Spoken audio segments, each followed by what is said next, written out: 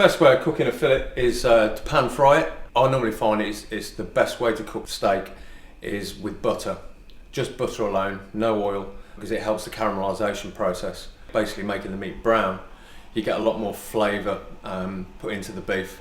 You seal one side, turn it over, seal the other side. You want a couple of minutes on each side, probably about 3 minutes on each side.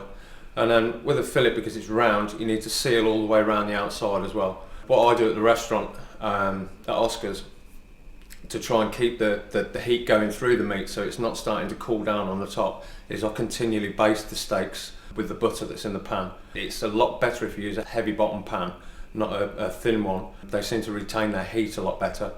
They don't get as hot as a thin pan, so you're not gonna burn the steak, because that's what you don't want. That it will taste bitter and it won't look very good. And then you want probably about 5 minutes just to let the meat rest after you've cooked it. Take it out of the pan, put it on a tray and leave it. That'll let the muscle relax. It'll start letting a lot of the juices come back into the meat, and it will just eat a lot better if you leave it to rest.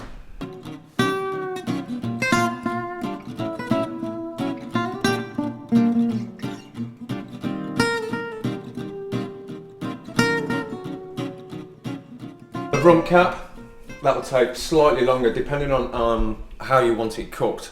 For a rare rump cap, you're probably looking, because it's thinner and longer than the fillet, so it's going to take less time for the heat to penetrate into the core of the meat.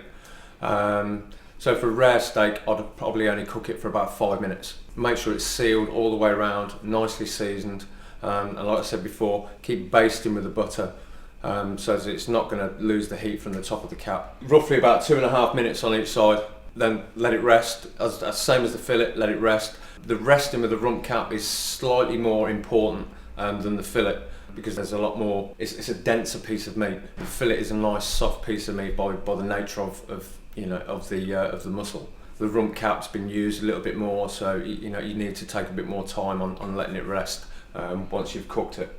It's important as well with the rump cap, because it has the strip of fat across the one side, to seal that off as well. Make sure it goes on nice brown colour, nice caramelisation with the butter, and it'll eat a lot nicer instead of having a raw piece of fat left on the side of the steak.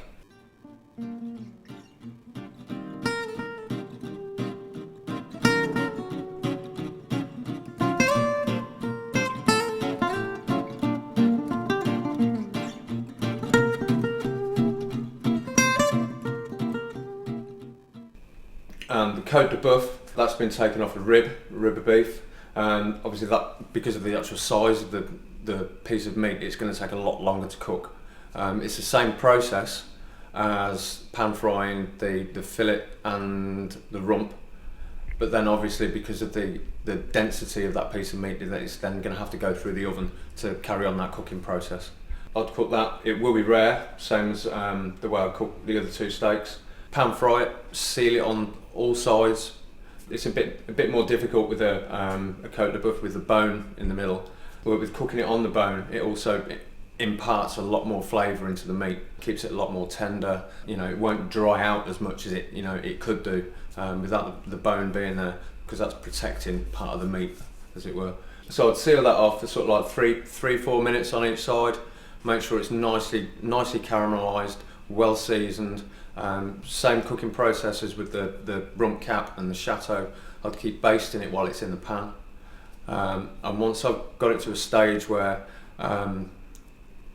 it would be medium rare in the pan, it's right in the middle, it's going to be very rare. So then that's when it would be placed in the oven for about 10-15 minutes. I'll put it into a hot oven about 200 degrees. Make sure that you preheat the oven.